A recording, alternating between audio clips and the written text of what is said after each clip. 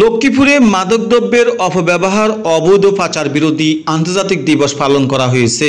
রোববার 14 জুন সকালে জেলা প্রশাসকের কার্যালয়ের সামনে বেলুন উড়িয়ে একটি শোভাযাত্রা বের করা হয়।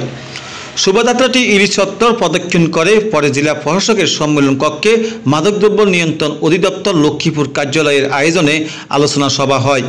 এতে প্রধান অতিথি ছিলেন অতিরিক্ত জেলা প্রশাসক আইসিটি জেপি দেওয়ান। লক্ষ্মীপুর জেলা মাদকদ্রব্য নিয়ন্ত্রণ অধিদপ্তরের পরিদর্শক আব্দুর রহিমের সভাপতিত্বে বিশেষ অতিথি ছিলেন সিভিল সার্জন ডাক্তার আহমেদ কবির, জেল সুপার নজরুল ইসলাম প্রমুখ। এ সময় বক্তারা বলেন, মাদক জীবন থেকে জীবন কেড়ে নেয়, একটি পরিবারকে ধ্বংস করে দিতে পারে। মাদককে না বলুন, মাদকের সবল থেকে দেশকে রক্ষা করা আপনার আমার সকলের সহযোগিতার প্রয়োজন। মাদকের ভয়ঙ্কর সবল থেকে আমাদের ভবিষ্যৎ প্রজন্মকে অবশ্যই রক্ষা করতে হবে।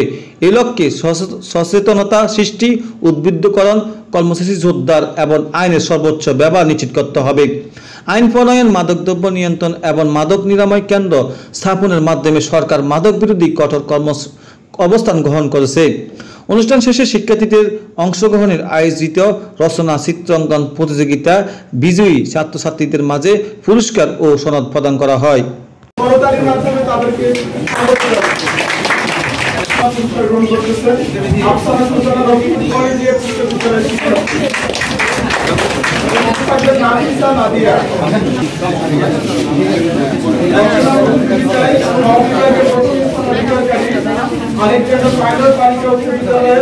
শিক্ষার্থী নাম নাদিয়া।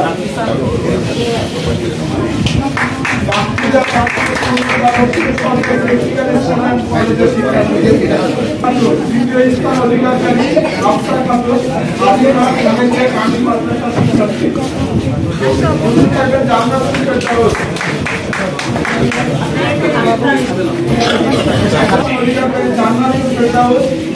সরকারি কলেজের শিক্ষার্থী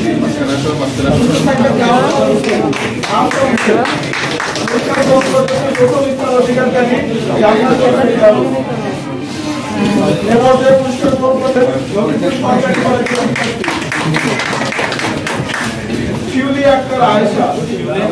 শিউলি আক্তার নাই। এদিকে ঘুরো, এদিকে ঘুরো, এদিকে ঘুরো। মুমতাহিন রহমান।